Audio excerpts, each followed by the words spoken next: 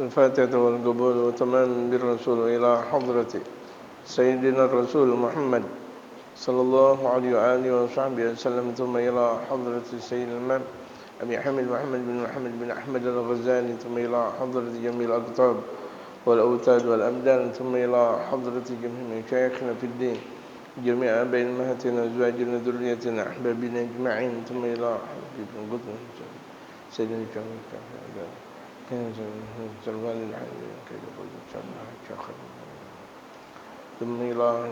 ثم إلى حضرة جميع مشايخنا في الدين، جميع آبائنا أمهاتنا أزواجنا ذريتنا أحبابنا أجمعين. نوينا التعلم والتعليم والتذكر والتذكير والنفع والانتفاع والإفادة والاستفادة والحث على التمسك بكتاب الله وسنة رسول الله صلى الله عليه وآله وصحبه وسلم، الدعاء إلى الخير، دلالة على الهدى وابتغاء وجه الله تبارك وتعالى. إن الله ينجل من الفتن والمحن ما ظاهر منها وما بطن، ونجعلنا من الذين يستمعون القول فيتبعون أحسنه. إن الله يشهد الظاهر الباطن، جعل المودة والرحمة لنا ولهم، برحمتك نستغيث برحمتك الكبرى عند القدسية. يشهد الظاهر الباطن، جاءكم رسول من أنفسكم عزيز علي ما عنتم حريص عليكم بالمؤمنين رؤوف رحيم. إن تولوا فقولوا حسبي الله لا إله إلا هو عليه توكلت وهو العلي العظيم. يا الله أنت العمل وطاعتك وطاعة نبيك المصطفى محمد صلى الله عليه وسلم. يا الله يا رب يا غوثا يا أكرم الأكرمين ويا خير الناصرين، برحمتك نستغيث برحمتك. وإلى حضرة النبي المصطفى محمد صلى الله عليه وآله وصحبه وسلم. الفاتحة.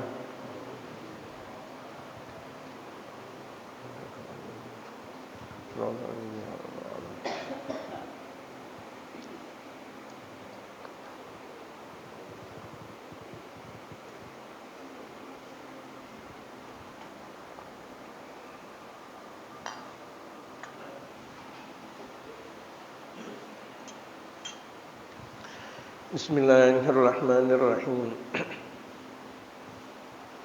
الحمد لله رب العالمين، والصلاة والسلام على أشرف الأنبياء والمرسلين وعلى آله وصحبه أجمعين. أما بعد، وقد قال المؤلف رحمه الله تعالى وأدام النفع به وبعلومه في الدارين آمين. قال: الباب 11 في طاعة الله ومحبة رسوله صلى الله عليه وآله وصحبه وسلم.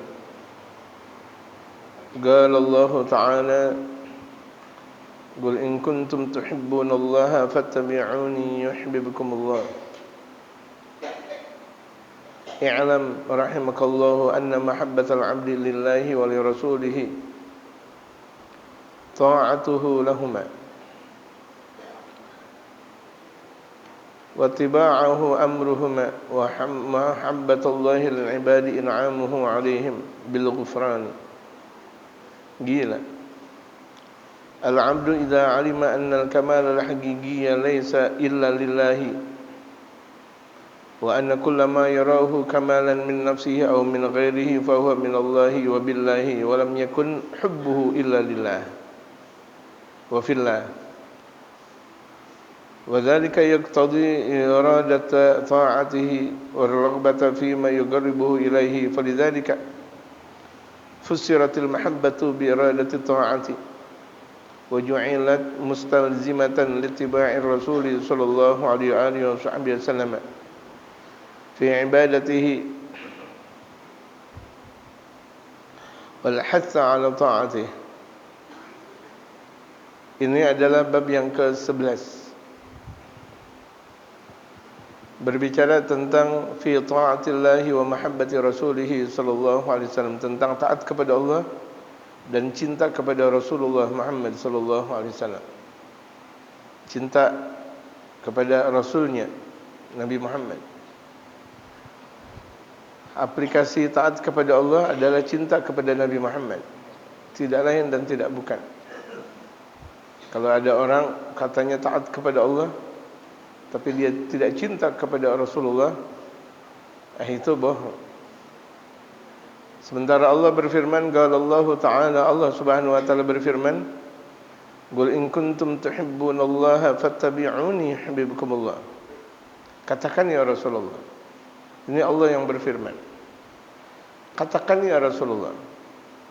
In kuntum tuhibbunallah, jika kalian seluruhnya cinta kepada Allah. Kita ini seluruhnya cinta kepada Allah. Jika kalian cinta kepada Allah, fattabi'uni yuhibbukumullah, maka ikuti aku, kata Rasulullah. Yuhibbukumullah, pasti kalian bakal dicintai oleh Allah. Jadi persyaratan kalau kamu mau dicintai oleh Allah, ikutin Rasulullah sallallahu alaihi wasallam. I'lam rahimakallahu anna mahabbatal 'abdi lillahi wa li rasulih ta'atuhu lahuma. Ketahuilah, semoga engkau diberikan kasih sayang oleh Allah, bahwa cintanya seorang hamba kepada Allah dan Rasulnya itu merupakan taatnya hamba kepada Allah dan Rasul. Jadi kalau ada hamba taat kepada Allah dan Rasulullah, berarti dia cinta kepada Allah dan Rasulullah. Itu taat. Jadi kita lihat orang katanya cinta, tapi nggak taat, bohong. Saya cinta sama guru, tapi nggak pernah hadir di dalam majelisnya guru. Bohong. Karena cinta itu mengakibatkan, taat itu mengakibatkan cinta. Kalau ada orang mengatakan cinta tapi tidak terlihat, saya cintanya mastur sama guru, saya cintanya cukup dalam hati, nah, nggak bisa. Hati itu ditampakkan. Sebagaimana kita bersaksi dua kalimat syahadat, asyhadu an la ilaha illallah wa asyhadu anna muhammadar rasulullah. Aku bersaksi. Ketika berkata aku bersaksi, itu kan tahu ada satu persaksian. Jadi ketika seseorang dikatakan cinta, lihat taat gak dia kepada Allah Subhanahu wa taala. Dia taat gak kepada baginda Rasul Muhammad. Kalau ada orang mengatakan cinta kepada guru, lihat dia taat gak sama guru, gitu. Kalau ngeyel mulu sama guru, bandel banget sama guru, bukan cinta. Ini kita lihat di sini. Wattiba'ahu dan mengikutinya, mengikuti Rasul Muhammad. Kita ngikutin Rasul dari segi gerak, dari segi pakaian, dari segi apa saja. Dan kita mengatakan pakaian Nabi Muhammad itu pakaian Arab. Kan banyak orang nggak suka dia kepada sunnah Rasulullah. Terlihat dari ucapannya, apaan tuh, gamis itu kan pakaian Arab. Kemudian jubah itu pakaian Arab, jilbab itu pakaian Arab. Jawabannya tidak. Gamis, jubah, jilbab itu bukan pakaian Arab. Bukan. Sebelum baginda Rasulullah menjabat sebagai Nabi dan Rasul, bahkan orang Arab aja tawaf telanjang. Bagaimana dikatakan gamis dan jubah? Kemudian jilbab yang dipakai oleh perempuan itu adalah pakaian Arab. Orang Arab dulu telanjang, seperti barbar, seperti itu. Bahkan lebih daripada barbar bisa jadi. Terus gamis, jubah dan jilbab apa dong? Itu pakaiannya Rasulullah sallallahu alaihi wasallam. Berarti ketika ada orang mengatakan apaan tuh, ini jenggot, itu jenggot kan tradisi Arab. Lagi-lagi jenggot dalam tradisi Arab, jenggot yang seperti apa? Diperbagus, dipercantik oleh baginda Rasul Muhammad sallallahu alaihi wasallam. Hati-hati tentang perkara sunnah, gitu. Karena bisa jadi orang berbicara tentang perkara sunnah, kemudian dia jelek-jelekin sunnah, jatuh kufur, jatuh kafir dia. Bisa jadi. Ya, ketika ada orang menjelek-jelekan tentang permasalahan siwak, apaan tuh pakai siwak segala, hati-hati, jatuh kafir dia. Apaan tuh di Indonesia pakai gamis segala, gitu. Pakai dong baju koko. Kalau mau dilihat baju koko itu asalnya pula dari mana baju koko? Pakai dong batik. Batik asal mulanya dari mana? Kan yang sudah ketahuan asal mulanya dari baginda Rasulullah. Kenapa kita nggak mau ambil yang asal mulanya dari Rasul Muhammad sallallahu alaihi wasallam? Ketahuan jelas-jelas sunnatul Rasul. Gitu. Jadi saking orang mau membuat statement yang kelihatan katanya wah, tetapi dia salah. Biar dia terkenal, tapi dia salah caranya. Kalau mau terkenal, sunnah Rasulullah. Jalankan sunnatul Rasul Muhammad sallallahu alaihi wasallam. Andaikan manusia tidak mengenalnya, pasti Allah bakal mengenalnya. Apa sih hakikat dikenal? Hakikat orang terkenal. Hakikat orang terkenal dikenal oleh Allah. Hatta dia nggak mau dikenalin oleh manusia banyak, tapi udah Allah maha mengenalkan. Sayyidina Imam Syekh Abu Bakar bin Sa'd itu dalam banyak munajatnya, ya Allah, jangan engkau terkenalkan aku ya Allah. Jangan ya Allah. Allah terima. Ketika Allah Subhanahu wa taala terima agar Syekh Abu Bakar bin Salim tidak terkenal, tapi di alam dunia ini siapa yang tidak kenal Syekh Abu Bakar bin Salim? Itu Allah terima doanya Syekh Abu Bakar bin Salim agar tidak terkenal. Bukti di alam dunia siapa yang tidak kenal Sayyidina Imam Syekh Abu Bakar bin Salim, dari mereka para ulama-ulama saleh. Mereka keluarga Baitur Rasul Muhammad sallallahu alaihi wasallam, siapa yang tidak mengenalnya? Padahal itu kan sudah diterima doanya oleh Allah Subhanahu wa taala. Bagaimana ketika Syekh Abu Bakar bin Salim tidak berdoa untuk tidak terkenal? Allahu akbar.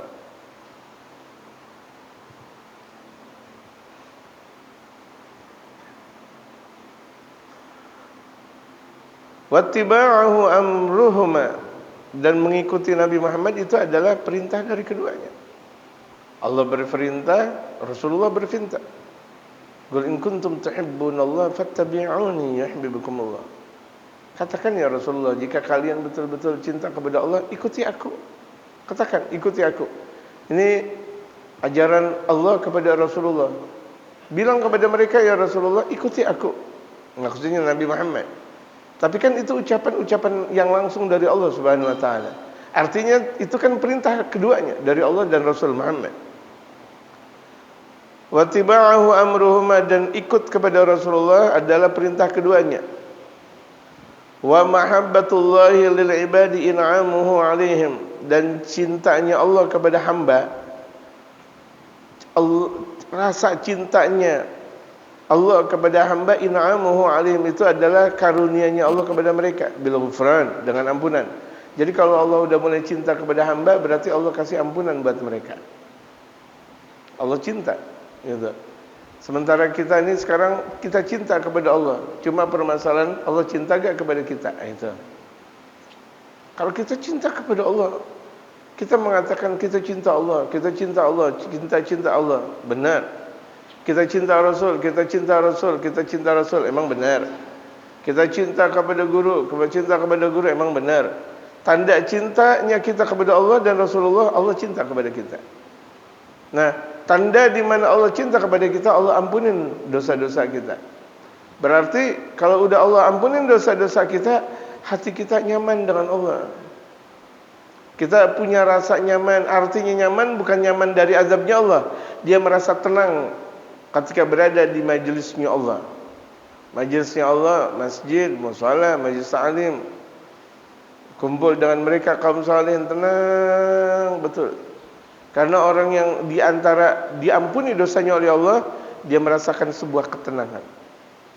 Batinnya tenang. Boleh jadi di luar hiruk pikuk tentang permasalahan ekonomi, tentang politik dan sebagainya, hiruk pikuk. Tapi dia, keluarganya, sahabat-sahabatnya tenang dia. Alhamdulillah. Nyaman dia. Oh, Masya Allah, tsumma Masya Allah. Itu tanda di mana Allah mengampuni. Gila. Dikatakan ulama, al-'abdu idza 'alima anna al-kamal al-haqiqiyya, seorang hamba ketika dia mengenal bahwa kesempurnaan yang hakiki itu laisa illa lillah, tidak ada kecuali karena Allah. Jadi kesempurnaan yang hakiki itu milik Allah, bukan milik yang lain. Oh, kita mengaku bahwa diri kita sempurna. Sempurna apa? Banyak kekurangan. Oh fulan bin fulan sempurna. Sempurna apa? Banyak kekurangan. Hakikat kita itu adalah an-naqs. Hakikat kita adalah kurang. Sementara hakikat Allah adalah sempurna. Beda. Jadi kalau misalnya ada seorang hamba, dia udah merasakan kesempurnaan hakiki itu milik Allah. Dia udah merasakan itu. Wa anna kullama yarahu kamalan min nafsihi aw min ghairihi fa huwa min Allah. Atau setiap yang dia lihat kesempurnaan yang datang dari dirinya atau dari orang lain, itu dia mengatakan fa huwa min Allah, ini semuanya datang dari Allah. Andaikan aku punya ini, andaikan aku punya itu, yang lain punya ini, punya itu semuanya datang dari Allah. Jadi nggak ada sombong kalau udah begitu jadinya. Karena memang waliullah tidak pernah sombong walaupun dia mempunyai sesuatu. Mereka para ulama tidak sombong karena walaupun dia mempunyai sesuatu. Kenapa? Karena yang dia pikir, yang mereka pikir itu semuanya dari Allah. Aku dapat ilmu dari Allah. Aku mendapatkan madad, karunia seperti ini, semuanya datang dari Allah. Wabillahi, dan itu semuanya datang dari Allah dan milik Allah. Walam yakun hubbu illa lillah, dan tidaklah cintanya dia seorang hamba kecuali karena Allah. Wa fillahi, dan di jalan Allah. Wa dzalika yaqtadi iradatu ta'atih. Yang demikian itu menghukumkan kehendak rasa cintanya dia kepada Allah. Kalau udah begitu jadinya bahwa dia betul punya rasa cinta kepada Allah. Wa raghbata fi ma yuqarribu ilaih, dan ada perasaan cinta untuk mendekatkan selalu kepada Allah Subhanahu wa taala. Kalau ada seorang hamba dia mempunyai pemahaman seperti itu semuanya, berarti menunjukkan bahwa hamba tersebut udah mulai dekat kepada Allah. Ada rasa cinta kepada Allah. Yang dia kembalikan semuanya Allah. Semuanya Allah Subhanahu wa taala. Allah. Makanya mereka para aulia, mereka para ulama ketika dipuji, mereka mengatakan la haula wala quwata illa billah. Ini milik Allah. Ketika kalian semuanya memuji diriku, ini milik Allah. Allah ngasih kepadaku. Aku tidak memiliki apa-apa. Ini semuanya datang dari Allah. Tuh lihat. Ketika ada seorang wali min auliyaillah berada di satu kampung yang dalam keadaan tandus, tidak mengeluarkan air berbulan-bulan. Dia berdoa, munajat kepada Allah. Ya Allah. Berdoa, munajat. Tidak diajarkan bagaimana caranya istisqa. Bagaimana mau istisqa? Kampung tersebut bukan kampung muslim. Tidak tahu caranya istisqa, tapi beliau langsung bermunajat kepada Allah. Beliau angkat kedua tangannya. Baru beliau angkat kedua tangannya, turun hujan. Blek. Allahu akbar. Satu waktu dulu Jakarta pernah dalam keadaan kering di zaman Al-Habib Ali. Mungkin saya pernah cerita di sini. Itu zaman Al-Habib Ali kita. Ketika itu Habib Saleh Tanggul, Habib Saleh bin Muhsin Al-Hamid doa. Baru beliau mengangkat kedua tangannya, Jakarta ketika itu banyak banjir langsung. Masya Allah. Allah terima. Tapi ketika mereka memuji kepada wali tersebut, memuji kepada Habib Saleh Tanggul, dengan mudahnya, oh punya Allah. Ana cuma minta kepada Allah, Allah yang ngasih. Tuh lihat. Ana minta kepada Allah, Allah yang ngasih. Ente juga bisa minta kepada Allah, Allah kasih. Anda enggak punya keistimewaan apa-apa. Orang Allah yang ngasih sih. Tuh, ya. Allah yang ngasih. Itu. Cuma ente mampu enggak minta kepada Allah dengan benarnya, dengan baiknya. Orang kalau minta kepada Allah dengan baik, Allah kasih. Gitu. Baik hati. Kita punya hati baik enggak? Gitu. Sayyidina Umar bin Khattab ketika di Al-Madinatul Munawwarah kerontang, itu beliau minta kepada Sayyidina Abdullah bin Abbas. Padahal kita tahu bahwa Sayyidina Umar itu sahabat Rasulullah, sahabat besar Rasulullah.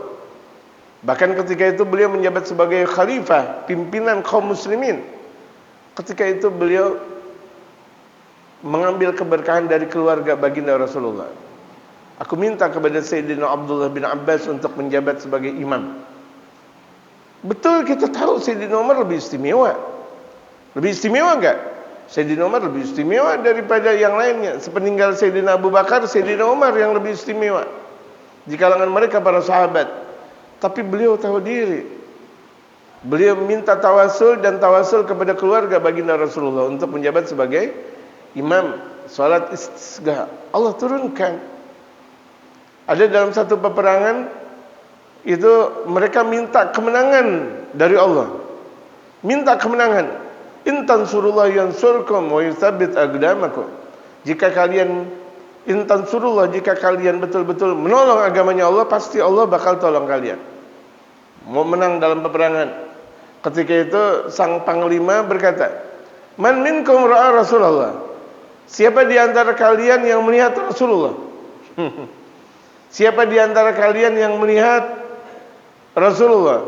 Ada di antara mereka anak, saya melihat Rasulullah. Engkau berdoa, berdoa. Enggak lama peperangan dimenangkan oleh kaum muslimin.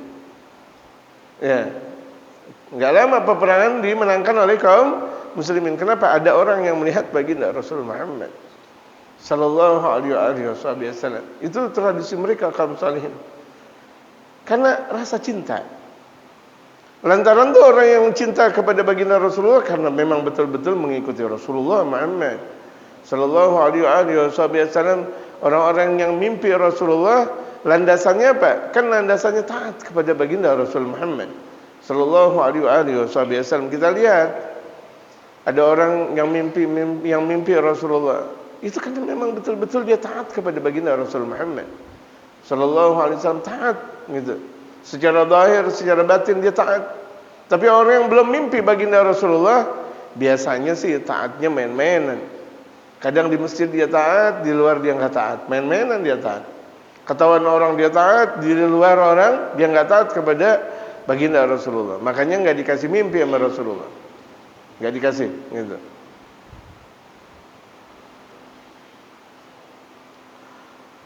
وَذَلِكَ يَقْتَضِي إِرَادَةَ طَاعَتِهِ وَالرَّغْبَةَ فِيمَا يُقَرِّبُ إِلَيْهِ فَلِذَلِكَ. Yang demikian itu fussiratil mahabbatu, terungkap ungkapan mahabbah, rasa cinta, bi iradati ta'ati, dengan berkehendak taat. Jadi rasa cinta lantaran taat kita. Sebanyak mungkin kita taat kepada Allah, kepada Rasulullah, cinta. Mulai cinta kita. Cinta mulai bersemi. Mulai ada kekuatan cinta di dalam diri kita. Bagaimana mungkin kita disebut pecinta Allah, pecinta Rasul, tapi kita enggak taat? Kan mungkin. Ente enggak cinta ya? Iya ya, saya bingung. Taat dulu, taat. Ikuti aturan Allah, ikuti aturan Rasulullah, nanti bakal ada rasa cinta. Gitu. Ada seseorang datang kepada Habib Abdul Qadir bin Ahmad. Ya Habib, aku kerja di bank, banyak sekali riba ya Habib. Habib Abdul Qadir tersenyum. Pindah ente, pindah kerja. Padahal ketika itu dia udah punya anak, punya istri, Allahu Akbar.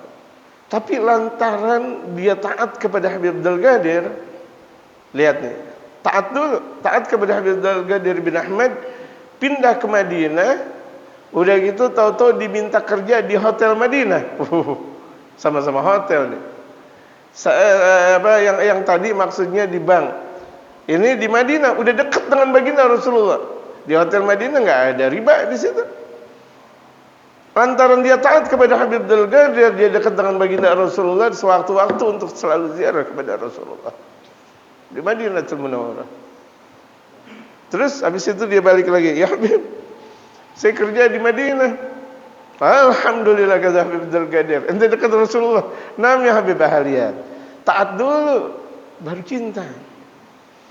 Tidak bakal mungkin orang disebut dengan pecinta tanpa dia taat. Pecinta Rasul, pecinta Rasul, pecinta Rasul, tapi dia enggak taat sama Rasul, bohong. Bukan pecinta Rasul namanya. Jadi taat. Kita mau dapat hidayah dari Allah, taat dulu. Saya belum dapat hidayah, iya, enggak taat kepada Allah.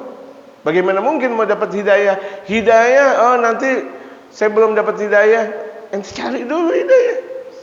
Enggak bakal mungkin hidayah turun sebegitunya saya belum dapat hidayah nih.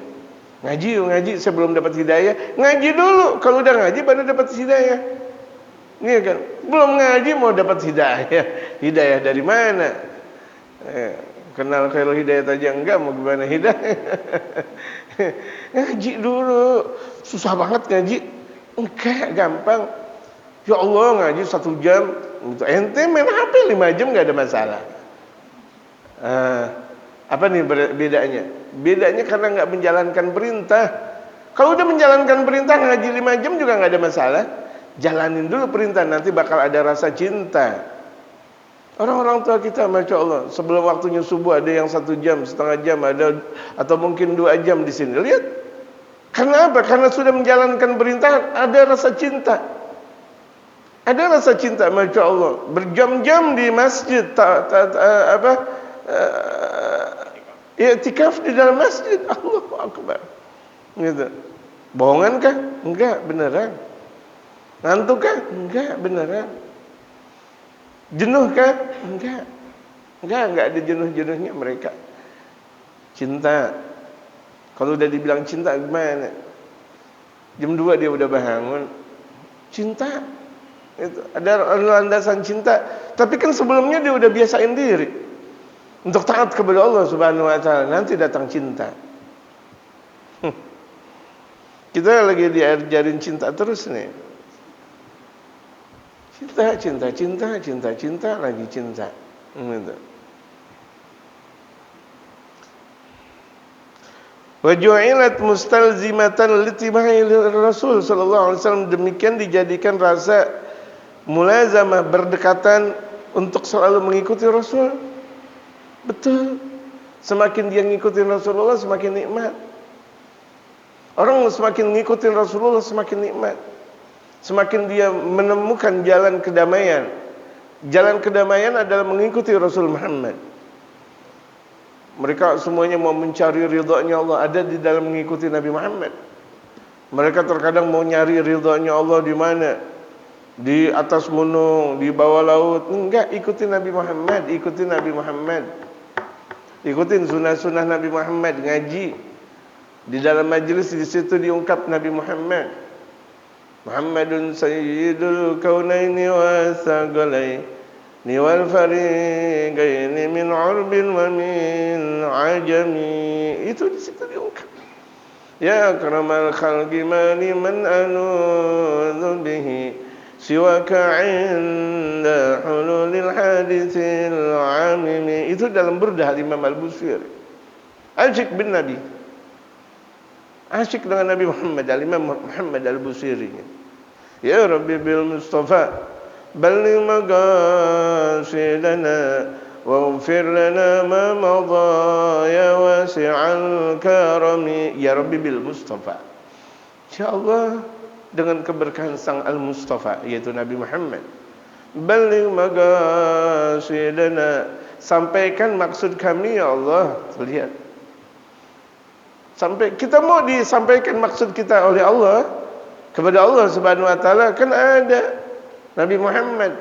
Ya Rabbi bil Mustafa, ikutin dulu Nabi Muhammad. Ya Rabbi bil Mustafa balligh maqasidana waghfir lana ma madha, ampunilah dosa-dosa kami yang lalu ya Allah. Dengan keberkahan Nabi Muhammad, Allah ampunin. Allah ampunin. Kenapa? Ada Nabi Muhammadnya di situ. Waghfir lana ma madha ya wasi'al karami. Allahu Akbar. Ada Nabi Muhammad. Kita mau merasakan cinta Allah, ada lewat Nabi Muhammad. Ikutin jalannya Nabi Muhammad. Qul hadhihi sabili ana wa man tabani.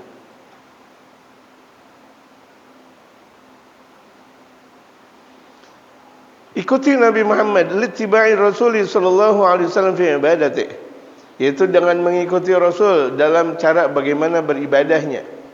Wal hasi ala ta'atih, dan anjuran selalu untuk taat kepadanya, kepada baginda Rasul Muhammad. Taat.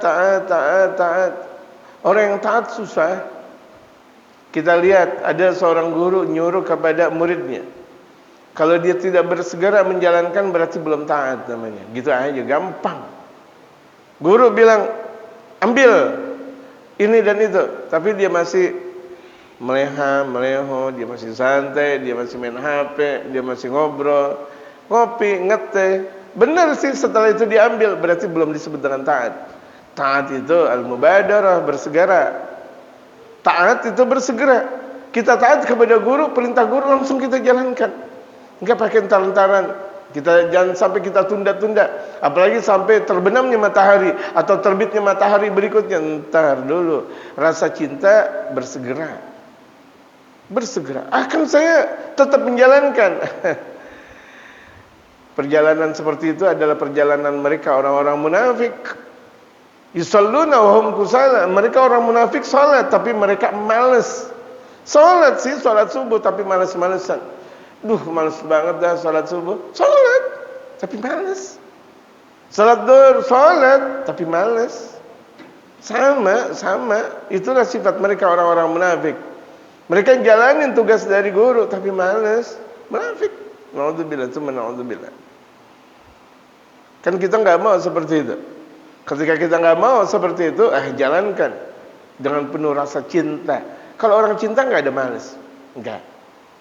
Adakah ketika kita menemukan rasa cinta kemudian kita merasa malas? Enggak ada. Enggak pernah ada. Seorang santri ketika dia merasakan rasa cinta dengan ilmu, enggak ada malas dia membaca kitab. Nikmat, baca lagi. Santri-santri tempo dulu itu kalau udah mendengar suara ayam berkokok baru berhenti untuk baca kitab. Kok berarti jam 4 dini hari. Atau kalau sekarang 3:30-an. Karena subuhnya jam 4 lewat 10-an kurang lebih. Gitu. 3:30 kedengaran suara ayam berkokok. Ya Allah, enggak terasa dari habis Isya baca kitab sampai jam 3:30 enggak terasa. Lah kalau kita baca kitab 1 menit terasa. Padahal di situ di hadapan kita adalah sang guru. Lama banget ngaji, astagfirullah. Sementara mereka yang disebut dengan santri berjam-jam, bahkan terkadang kakinya enggak berubah-ubah. Ketika kaki kanan di bawah, kaki kiri di atas, atau sebaliknya enggak berubah-berubah. Ya Allah, azan subuh yang pertama, Allahu Akbar. Azan apa ya? Dilihat, ya Allah, subuh dari ba'da Isya. Cinta ilmu. Mereka para ulama-ulama begitu, mereka dakwah enggak terasa beberapa tempat. Tahu-tahu udah waktunya pulang ke rumah. Masya Allah. Bahkan terkadang berhari-hari, tahu-tahu udah hari ini, hari itu cinta. Gitu. Karena orang udah merasakan rasa cinta, dia tidak merasakan yang lain. Dia tidak merasakan yang lain kalau dia sudah merasakan cinta. Wa anil Hasan, dan dari Sayyidina Imam Hasan. Al-Imam Hasan di sini Al-Imam Hasan Al-Bisri, di antara pemimpin para tabi'in. Qala agmamun ala ahdi Rasulillah sallallahu alaihi wasallam. Pernah beberapa kaum berkata di zaman Rasulullah. Mereka langsung bertanya kepada Nabi Muhammad, "Ya Muhammad." Ketika itu mereka belum masuk Islam. Makanya yang mereka ucapkan bukan ya Rasulullah, tapi ya Muhammad. Ya Muhammad, inna lanuhibbu rabbana, sesungguhnya kami cinta kepada Tuhan kami. Kami cinta kepada Tuhan kami. Nabi Muhammad enggak jawab apa-apa. Fa anzalallahu hadhil ayata, kemudian Allah turunkan ayat ini.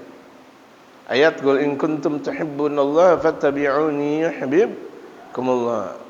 Ya Rasulullah, jika kalian betul-betul cinta kepada Allah, ini kan jawaban dari ini. Fattabi'uni, ikuti aku. Yuhibbukumullah, kalian pasti bakal dicintai oleh Allah. Wa an Bishrin Al-Hafi radhiyallahu anhu qala, dan dari Sayyidina Bishr Al-Hafi. Seingat saya sudah menjelaskan tentang siapa Sayyidina Bishr Al-Hafi di majelis ini. Ya, jadi saya teruskan.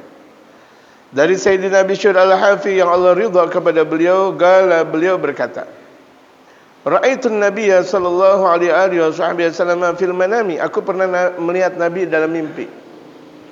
Lihat, orang yang mimpi Nabi Muhammad pilihan Allah. Walaupun orang bertakwa belum tentu juga mimpi Nabi, belum tentu juga. Tapi di antara orang yang mimpi Nabi itu pilihan Allah, karena dia cinta. Semakin jelas dia mimpi Nabi Muhammad, berarti semakin menjalankan perintah Nabi Muhammad dia jalani. Semakin banyak, sunnahnya makin banyak. Kan ada orang mimpi Rasulullah dalam malamnya, dalam mimpinya Rasulullah ada di satu kaum di tengah-tengah, yang dilihat cuma cahayanya doang. Berarti imannya masih seperti itu. Berarti rasa cintanya kepada Nabi Muhammad masih seperti itu.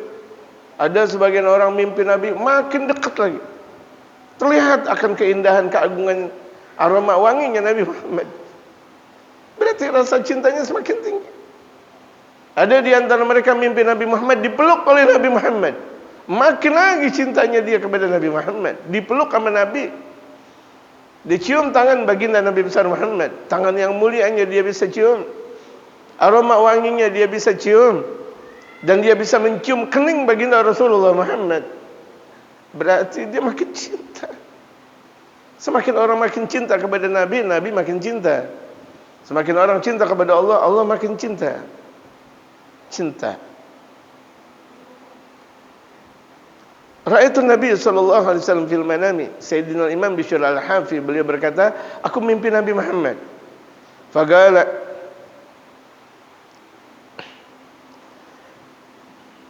kemudian ada orang berkata, ya Bishr, atadri bima rafa'aka Allah min baini agranika?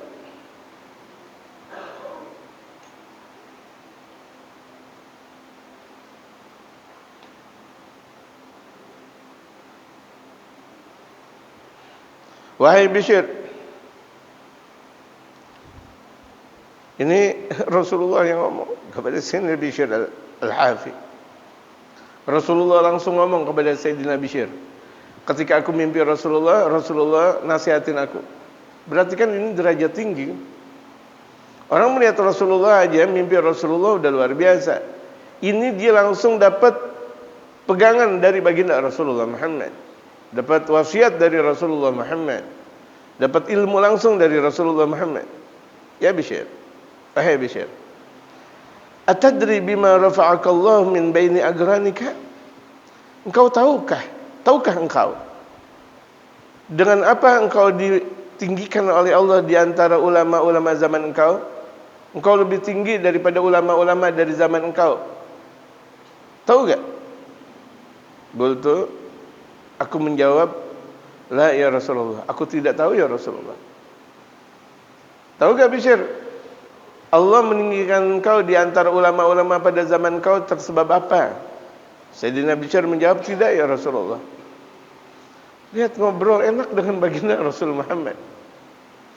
Ini yang dilakukan oleh Imam Al-Ghazali kepada baginda Rasul Muhammad. Imam Al-Ghazali itu beliau meninggal di 505 Hijriah. 100 tahun dari hijrahnya baginda Rasul, jauh dari Rasulullah ke Imam Al-Ghazali. Tapi Imam Al-Ghazali kalau lagi hajat mimpi dan Rasulullah datang, mahajat tu kayak Ghazali, apa hajat engkau ya Ghazali? Insyaallah. Apa hajat engkau ya Ghazali? Saking Rasulullah cinta kepada Imam Ghazali. Minta apa hajat engkau? Imam Ghazali seringkali ngomong, ya Rasulullah, orang-orang bilang bahwa Ihya Ulumuddin saya hadisnya lemah, palsu. Tulis ya Ghazali, tulis itu benar dari saya. Langsung ditulis lagi oleh Imam Al-Ghazali. Jadi Imam Ghazali ketika itu ngadu sama Rasulullah. Orang-orang banyak nggak percaya sama aku ya Rasulullah. Tulis ya Ghazali, itu benar dari aku. Masya Allah. Berarti kalau udah begitu jadinya, kenapa kita harus ragu dengan ucapan Imam Ghazali? Dan kitab ini diantara mukhtasar dari ucapan dari kitab-kitab yang dikarang oleh Imam Ghazali. Kenapa harus ragu dengan Imam Ghazali kalau udah begitu jadinya? Langsung datang dari baginda Rasul Muhammad sallallahu alaihi wasallam.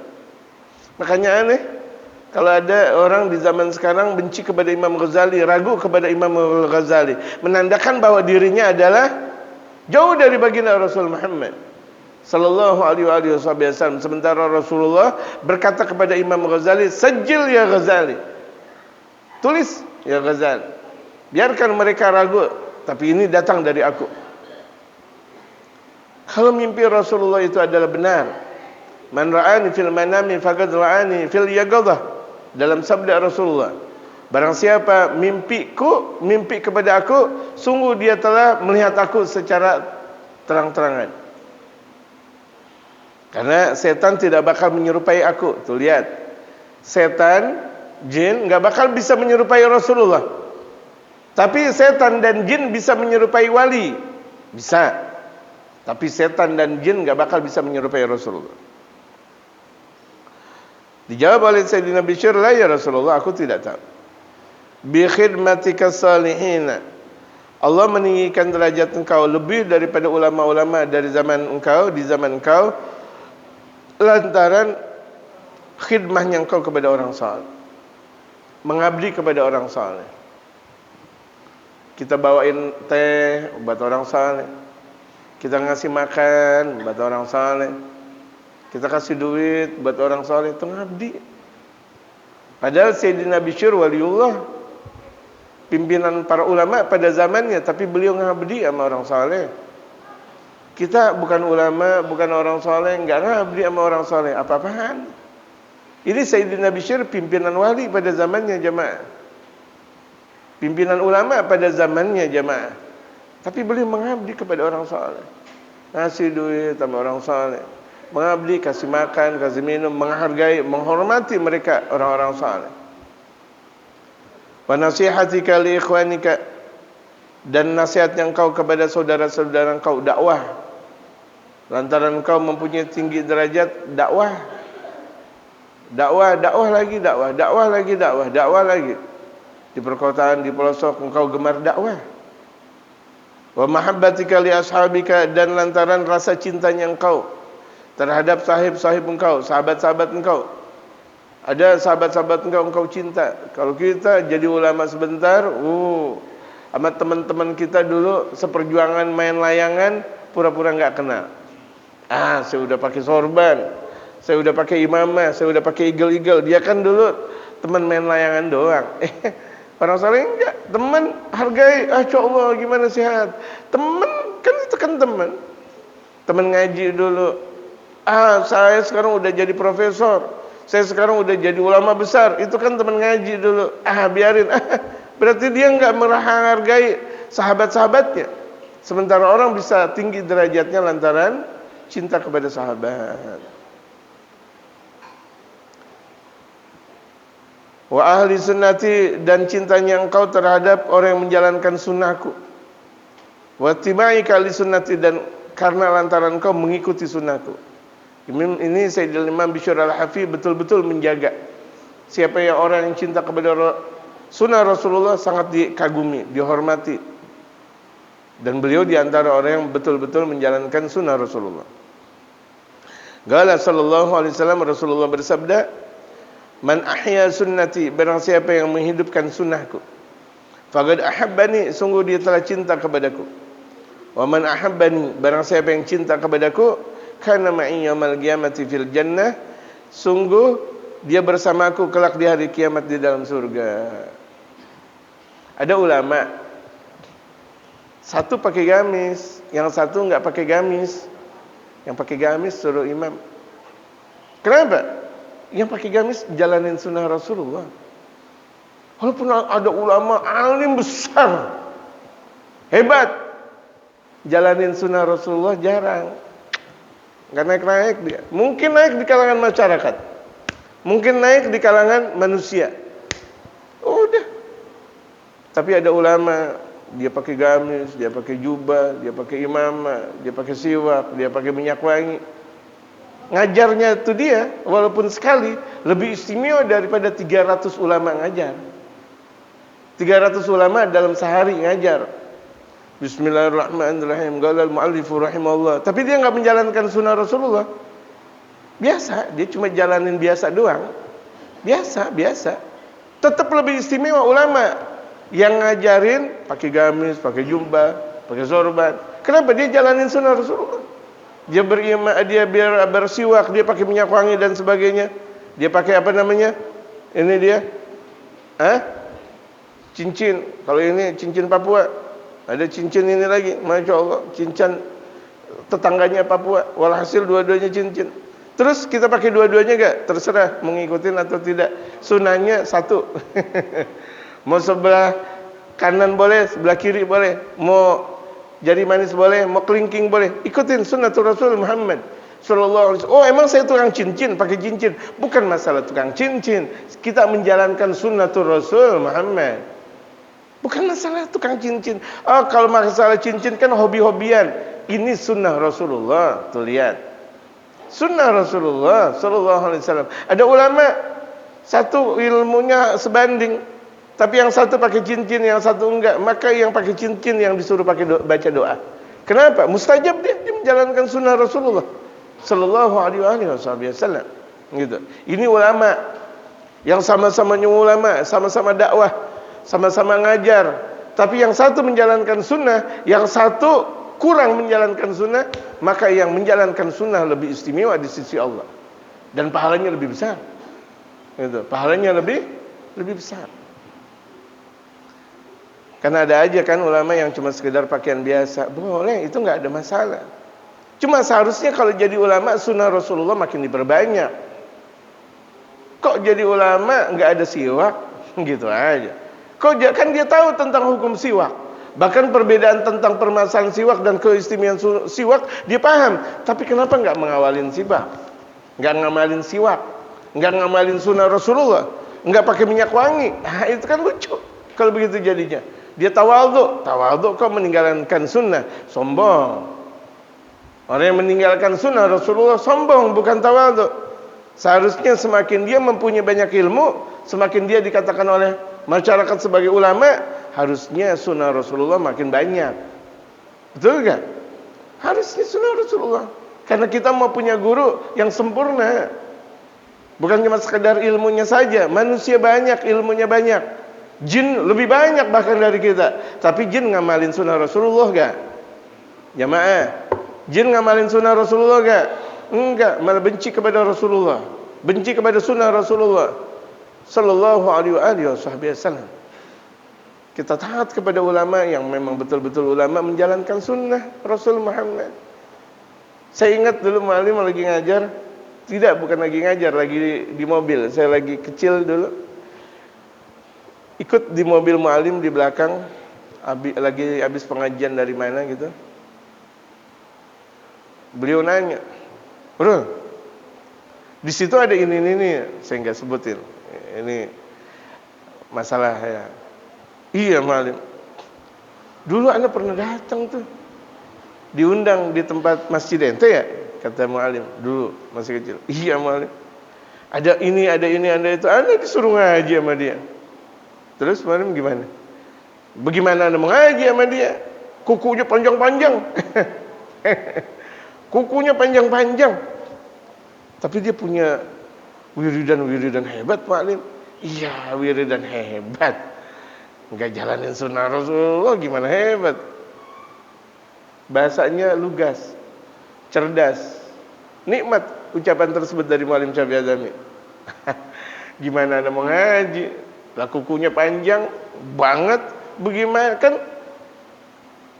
Gimana? Enggak jalanin sunnah Rasulullah sallallahu alaihi wasallam. Bagaimana Anda ngaji sama dia? Tuh lihat. Cerdas gak tuh jawaban beliau? Cerdas. Walaupun orang mengatakan doanya mustajab, bukan permasalahan doanya mustajab. Dia enggak jalanin sunnah Rasulullah sallallahu alaihi wasallam. Tadi kan saya udah bilang, ada ulama yang satu pakai cincin, yang satu enggak. Yang pakai cincin suruh baca doa. Yang satu pakai gamis, yang satu enggak. Cuma sekedar pakai baju safari doang misalnya, atau baju kokoh doang, kain. Yang pakai gamis suruh jadi imam. Yang satu pakai sorban, yang satu enggak. Yang satu pakai imamah, yang satu enggak. Yang pakai imamah yang dipakai. Kenapa? Dia jalanin sunnah Rasulullah Muhammad sallallahu alaihi wasallam. Semakin orang banyak menjalankan sunnah Rasulullah, semakin Rasulullah cinta. Ilmunya semakin berkah jamaah. Ilmunya semakin berkah jamaah. Ini tanpa saya berkata tentang ini dan itu, tidak. Ini kita berbicara tentang kitab, kita berbicara tentang syariat baginda Rasul, kita berbicara tentang ajaran guru-guru kita. Kalau yang lain merasa tersinggung, saya enggak niat untuk menyinggung mereka. Capek orang di sini kita lagi ngaji, ada bahasannya. Allahu Akbar.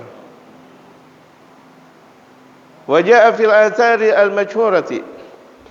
Ada dalam athar itu bisa ucapan Rasulullah, bisa ucapan sahabat, bisa ucapan tabi'in atau ucapan ulama. Berarti kan umum. Wa fil atharil majhurati, dalam athar yang sangat terkenal, berarti bisa jadi ini ucapan Rasul atau sahabat, keluarga, tabi'in atau ulama. Lihat.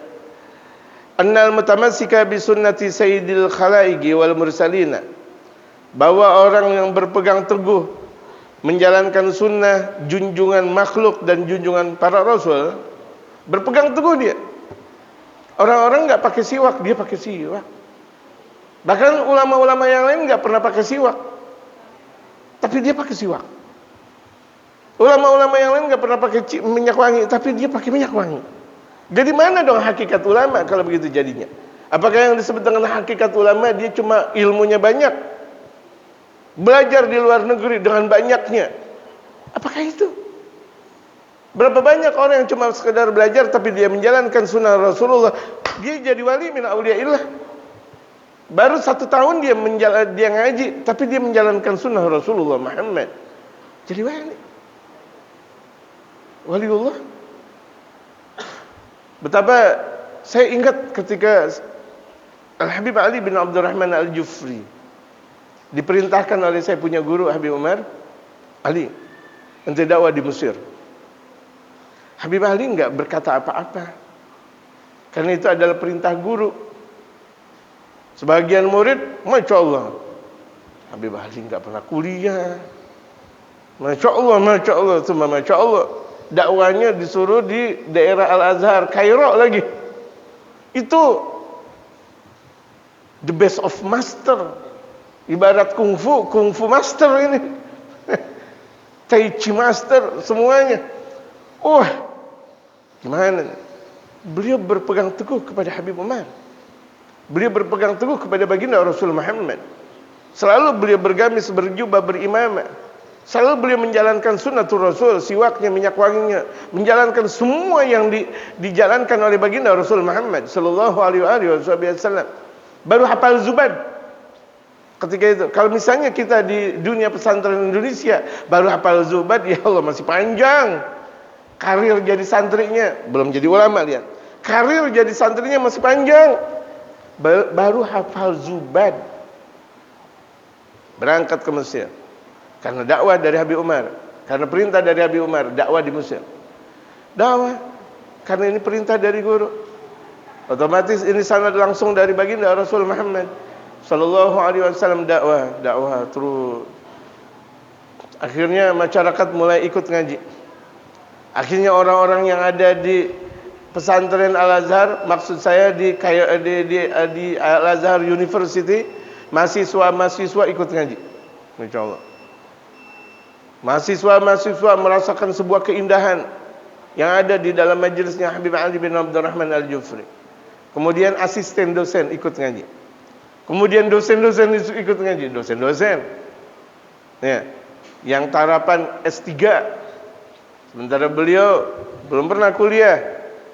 Ini S3 ngaji kepada orang yang belum pernah kuliah. Enggak lama, bukan S3 saja, itu Grandmaster, guru-guru besar. Ngaji kepada Habib Ali bin Abdurrahman Al-Jufri. Keindahan bahasa, keindahan keilmuan. Dari mana ilmu datang dari ketika itu? Beliau ngajarin guru-guru besar yang ada dari Allah. Lantaran apa? Lantaran taat kepada baginda Rasulullah, menjalankan sunnah Rasulullah Muhammad sallallahu alaihi wasallam. Banyak ketika itu guru-guru besar berpeci pun tidak. Disebut dengan guru besar Imam Al-Habib Ali dengan pecinya, dengan gamisnya, dengan jubahnya. Nah, kita kalau mau mempunyai ilmu yang berkah, menjalankan sunnah Rasulullah Muhammad, tidak ada hal yang mustahil, jemaah. Ini lihat, Al-Imam Bishr Al-Hafi bisa lebih tinggi daripada ulama-ulama pada zamannya lantaran beliau betul-betul menjalankan sunnah Rasulullah. Siapapun orang yang betul-betul menjalankan sunnah Rasulullah, walaupun di zamannya ulama banyak, sehari bisa jadi 100 ngajar. Sehari 100 ngajar, dia bisa ngalahin tuh ulama yang model kayak gitu. Lantaran ulama yang model kayak gitu nggak menjalankan sunnah Rasulullah, ilmunya banyak, tapi ulama yang satu ini dia jalanin sunnah. Siwaknya, minyak wanginya, sorbannya, kemudian apa yang dilakukan semuanya, dari pakaiannya, dari makannya, dari minumannya, dari akhlaknya, semuanya menjalankan sunnah Rasulullah. Ini yang unggul. Ini yang unggul jamaah, ini yang berkah jamaah. Kenapa? Karena menjalankan sunnah Rasulullah sallallahu alaihi wasallam. Allah yang berfirman kan tadi, kembali kepada ayat di atas, qul in kuntum tuhibbunallaha fattabi'uni yahbibkumullah. Bukan suruh ambil ilmu yang banyak, tapi ikutin Rasulullah. Ikutin Rasulullah. Saking pentingnya kita menjalankan sunnatul Rasul Muhammad. Bahkan dalam istilah fikih ada ulama sama-sama sebanding, tapi ini dia istrinya satu, yang satu istrinya dua.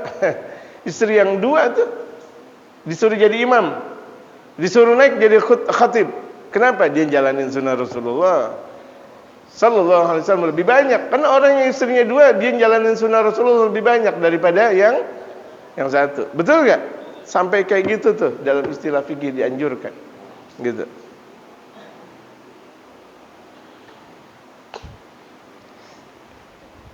Jadi dalam asar yang sangat terkenal, orang yang betul-betul berpegang teguh terhadap sunnah junjungan makhluk dan para rasul, itu inda fasadil khalqi, ketika rusaknya makhluk, wa ikhtilafil madzhabi lahu, dan tatkala berbeda pendapat mazhab-mazhab yang ada, lahu ajru mi'ati syahid, buat dia mendapatkan pahala 100 orang yang mati syahid. 100.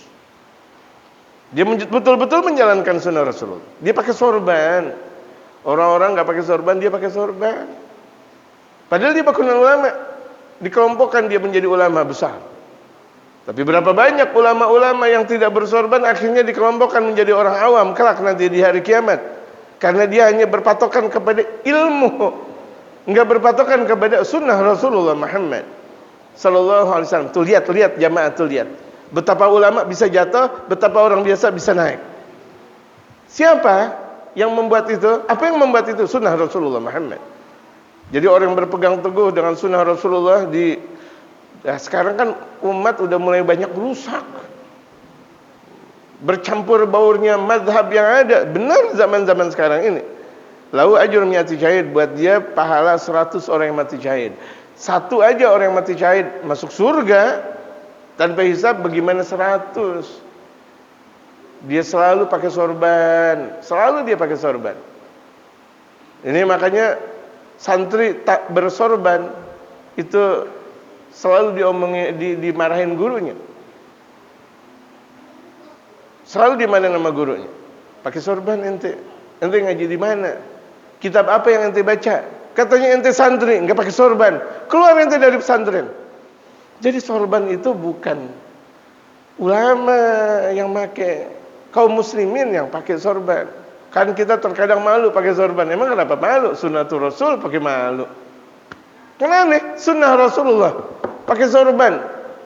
Pakai minyak wangi, pakai siwak misalnya. Malu pakai siwak. Astagfirullah.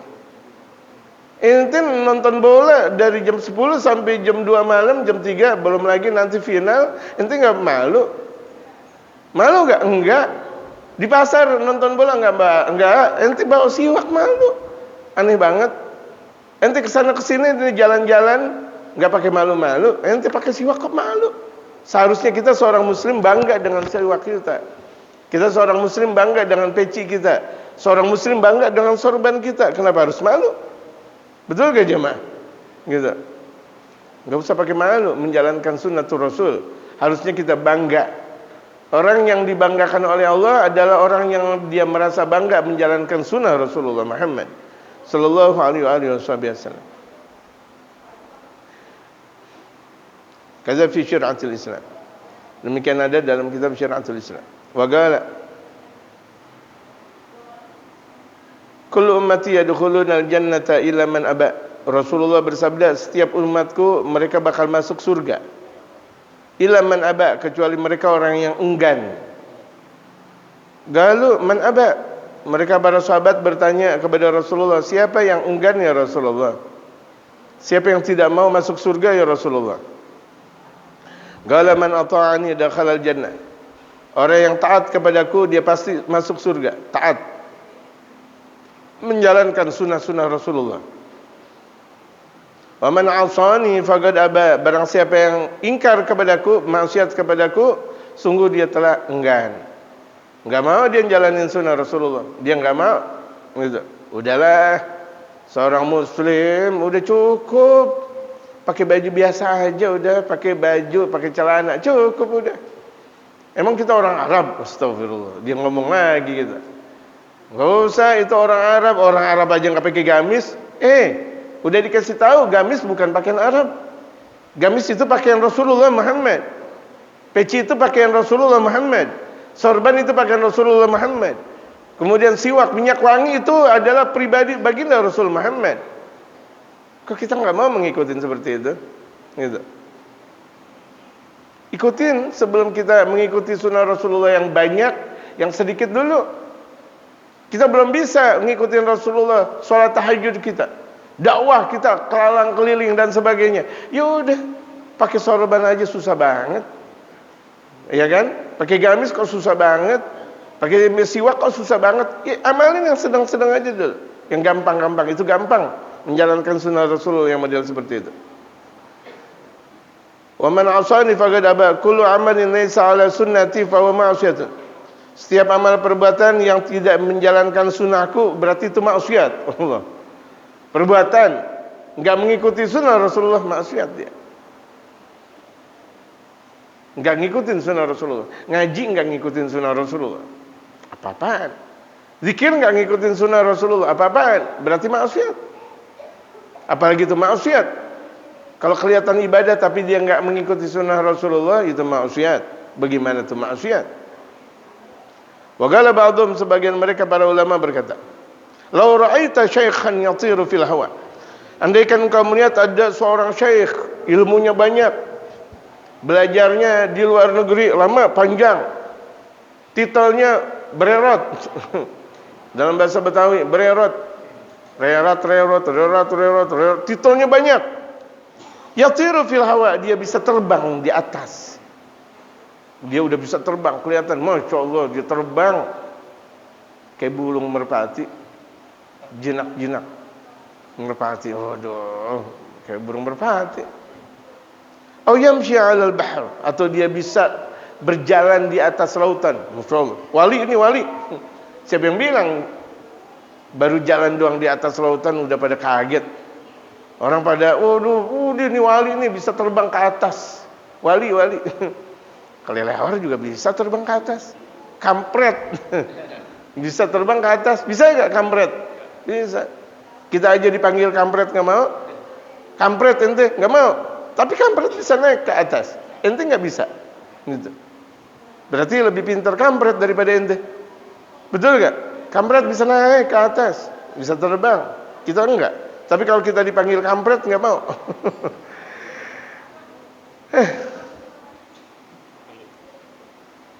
Monyet bisa naik di atas pohon, cepet lagi. Sebentar kerja nggak bisa. Tapi kalau kita dipanggil monyet nggak mau. Monyet, astagfirullah ente. Tapi monyet lebih pintar daripada kita. Gitu. Ayo ngaku bahwa diri kita hebat. Au yakul nar, atau dia makan api. Atau dia dia ngeluarin ini, hebat saya hebat. Ada golok, ada apa semuanya, gampang golok cuma sekedar dihabisin udah begitu aja. Dia makan api, makan beling, makan paku. Atau apa namanya? Apakah kita adalah waliullah? Apakah itu ulama? Apakah kita orang saleh? Wa yatruku fardhan min faraidillah, tapi dia meninggalkan fardunya Allah. Dia enggak salat, dia enggak ngaji, dia enggak zikir, dia enggak zakat. Dia punya duit enggak berangkat haji umrah. Au sunnatan minan sunani, atau dia meninggalkan sunnah. Tuh lihat. Kalau tadi berat, ini meninggalkan sunnah. Dia makan sebelah kiri. Hatta dia naik ke angkasa, walaupun dia hebat, berat, tinggi, langsung. Orang semuanya dipentalin. Bot jatuh ente. Tapi minum sebelah kiri. Minum sebelah kiri. Saya nggak mau praktekin. Orang makruh saya praktekin, ada-ada aja. Saya kena makruh. Ini sini. Saya misalnya minum kayak gini, saya minum kayak gini. Sunnah. Hebat dia, ilmunya hebat. Tapi kalau minum dia gelugak-gelugak. Dia meninggalkan sunnah Rasulullah Muhammad. Ya kan? Katanya hebat dia, semuanya raja diraja katanya, segala-galanya. Tapi dia nggak menjalanin sunnah Rasulullah, nggak pernah baca Quran, nggak pernah baca sholawat kepada Nabi Muhammad. Hebatan dia atau Nabi Muhammad? Hebatan dia atau Allah Subhanahu Wa Taala? Belaga. Dikasih setruk juga ente nggak bisa apa-apa. Dikasih setruk, bukan sebis, setruk. Baru setruk doang, dia udah nggak bisa apa-apa. Katanya ente hebat, katanya ente kiai, katanya ente jawara. Udah kiai juga, jawara juga. Mana ente? Meninggalkan fardunya Allah, meninggalkan sunnah Rasulullah. Walaupun kelihatan kita hebat, dia terbang. Dia bisa ke Mekah, dia bisa ke Madinah. Di mana akal tidak memungkinkan berkata seperti itu, dia bisa jadi. Yang kayak gitu bisa jadi. Tapi nggak pakai sunnah Rasulullah. Minum aja tangan kiri. Setiap sholat nggak pernah pakai siwak. Kita lihat yang gampang-gampang aja dulu jamaah, yang sederhana. Dia jalanin sunnah gak? Kalau dijalanin sunnah, alhamdulillah. Kalau enggak, ntar dulu dah. Apalagi mau jadiin guru, enggak. Masa guru kayak saya kayak begitu? Kalau guru saya kayak gitu, bagaimana sayanya dong? Dan bagaimana generasi setelah saya? Dan bagaimana murid-murid saya? Kalau itu adalah guru saya, ya kan? Gitu. Amidan dia menjauhi sunnah Rasulullah secara sengaja. Secara sengaja. Tangannya mampu dengan tangan kanan, tapi dia sengaja minum tangan kiri. Apa-apaan dia? Apa-apaan dia? Dia tahu di rumah ada siwak, dia nggak mau bawa siwak. Ada jualan siwak, ya. Ada jualan siwak di Masjid Guru Sya'ban itu, ada toko jual siwak. Dia nggak mau beli siwak. Ngerokok melulu dia beli. Gitu. Ngerokok. Siwak nggak pernah dia beli. Ini apa-apaan? Sengaja dia nggak mau beli siwak. Misal, fa'alam, ketahuilah, anahu kadzdzab, dia pendusta. Dia pendusta. Di rumah ada sorban, dia nggak pakai sorban. Malu ke masjid pakai sorban. Kok malu? Giliran dikasih duit banyak, ente mau pakai sorban, pakai malu lagi. Giliran udah ada di atas keranda, kurung batang, atasnya pakai sorban. Betul gak? Giliran masih hidup nggak pernah mau pakai sorban. Giliran kita udah di atas keranda, baru pakai sorban. Sorban bilang, ente masih hidup kemana? Gitu. Fa'alam annahu kadzdzab, pendusta dia. Pendusta. Siapapun, pendusta dia. Walaupun dia bisa naik ke atas, turun ke bawah, dia bisa makan api, dia bisa makan, pendusta dia pendusta. Fi da'wahu, dalam ucapan-ucapannya, dalam pengakuannya, dusta. Walaupun dia ngaku wali min auliyaillah, tapi nggak menjalankan sunnah Rasulullah, pendusta dia, pendusta. Mana ada wali minum tangan kiri? Mana ada wali pakai celana pendek? Mana ada wali pakai celana pendek? Wali jaga aurat. Ini dengerin nih jamaah. Wali jaga aurat, wali ulama jaga aurat. Jaga auratnya, betul-betul dijaga aurat. Kita gampang-gampang banget percaya orang yang punya ilmu ini, ilmu itu, wali. Udah langsung kita bilang wali-wali aja. Dia jalanin sunnah Rasulullah gak? Lah minum tangan kiri, minum es kelapa pakai tangan kiri. Es kopior enak banget. Gitu. Mana sunnah Rasulullah Muhammad? Apakah ada orang yang menjauhi sunnah Rasulullah jadi waliullah? Jadi ulama? Enggak. Jadi kecintaan Allah, pecintanya Allah? Enggak. Jawabannya tidak. Laisa fi'luhu karamah. Perbuatannya itu bukan karamah. Walaupun dia bisa naik ke atas, dia bisa terbang, dia bisa makan ini dan itu, bukan karamah. Nih, bahkan dikatakan istidraj. Itu istidraj, itu ngambul. Bukan ambulan, ambulan beda. Orang-orang sakit, orang meninggal tuh ambulan namanya. Ini istidraj, diambulin. Ada tetangga di depan lah, kita lagi sakit, dia berisik. Anak-anak jangan berisik ya. Dia makin tambah berisik. Anak-anak jangan berisik ya. Ini bapak lagi sakit. Makin berisik dia bawa bola, kaca kita dipecahin. Astagfirullahaladzim, ente main apa? Bola. Nih bola semuanya. Ambil tuh. Itu diambulin namanya. Ngasih bola tapi benci. Ngasih bola tapi benci. Antara anak kecil main sablet-sabletan. Jangan. Nanti kena muka berdarah dong. Sakit, jangan. Dia main sablet-sabletan lagi. Jangan. Makin dia pakai lidih-lidihan. Akhirnya kita bawa aja pisau itu dari dapur. Tuh pisau. Dikasih gak? Dikasih, tapi diambulin. Tuh anak diem. Waduh, pisau lagi. Diem dah. Ini diambulin model-model orang kayak gini. Bukan karomah, bukan. Kita demen-demen banget kelihatan kayak gitu jadi wali apa? Orang gak jalinin sunnah Rasulullah ke wali. Salat aja enggak. Tuh dia wali tuh, dia enggak pernah salat di masjid, apa-apaan. Dia enggak pernah salat Jumat, apa-apaan. Kecuali alamnya lagi ditutup oleh Allah. Dia bisa jadi majdzub, beda permasalahan. Orang lagi majdzub, jangankan si waliullah, jangankan si salat, dirinya aja dia lupa. Boleh yang kayak begitu. Ya, boleh yang kayak gitu. Tapi orang majdzub kan enggak boleh dijadiin guru. Orang majdzub, walaupun dia waliullah, nggak boleh dijadiin guru, nggak boleh diikutin. Udah diemin aja kalau dia dari majdzub, diemin aja. Minta doa aja jangan. Minta doa sama orang majdzub jangan. Wali, encerin dah anak saya. Encer bener anaknya encer, yang tadinya manusia jadi encer. Tabrakan encer tuh. Lihat. Sama wali aja doa aja jangan minta. Jangan bagaimana mau jadi guru, jangan. Guru, ada ulama yang memang betul-betul sempurna, yang betul-betul menjalankan sunnah Rasulullah Muhammad sallallahu alaihi wasallam. Ini wali majdzub. Enggak boleh diikutin, enggak boleh diminta doa. Ini wali. Gitu. Bagaimana cuma orang majdzub biasa doang? Jangan dong, jangan. Kita demen banget yang model-model kayak gitu. Ya.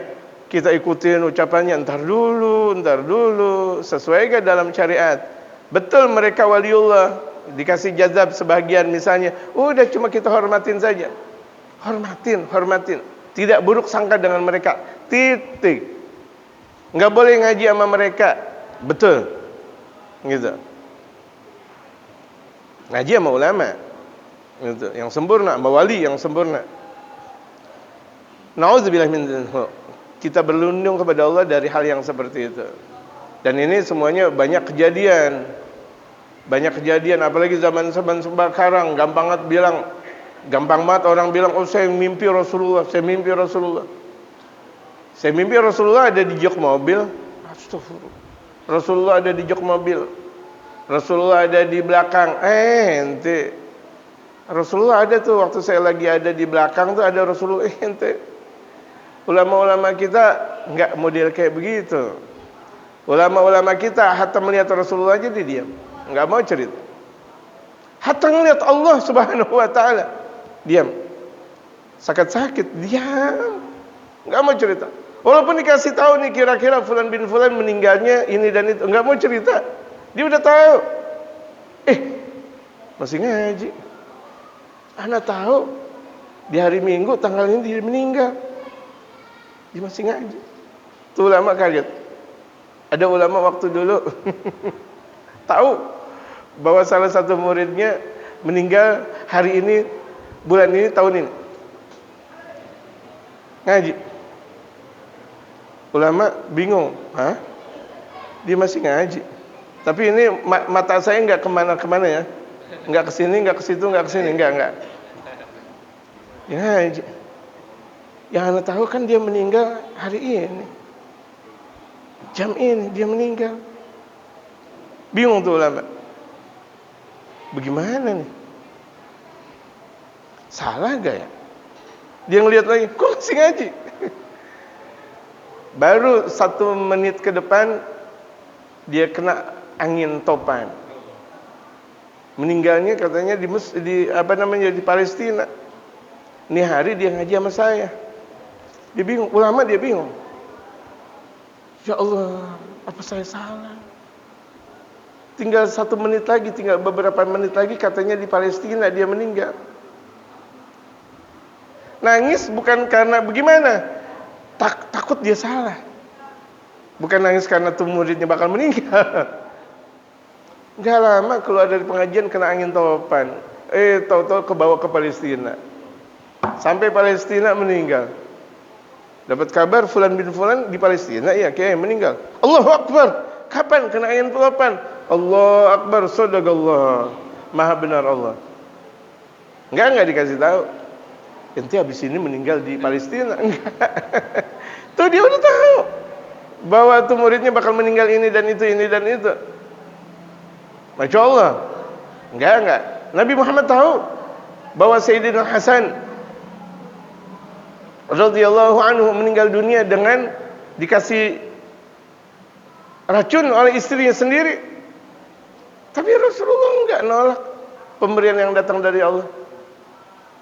Rasulullah tahu Sayyidina Husain kepalanya bakal terpenggal. Baginda Rasulullah tahu. Tapi enggak ngomong-ngomong. Ya cucuku, minta sama Allah. Yuk kita minta sama Allah bareng-bareng, jangan sampai Allah ngasih takdir engkau dipenggal. Enggak.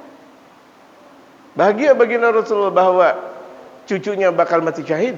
Bahagia Rasulullah Muhammad sallallahu alaihi wasallam. Jamaah, jadi ulama-ulama kita mulutnya enggak lemes. Enggak gampang-gampang banget bicara gaib. Enggak gampang-gampang amat apalagi bicara alam di bawah sadar. Yang seperti itu kita lihat aja, orang semakin banyak ngomong semakin banyak salahnya, itu aja. Tong kosong nyaring bunyinya, wallahu a'lam. Ditandain.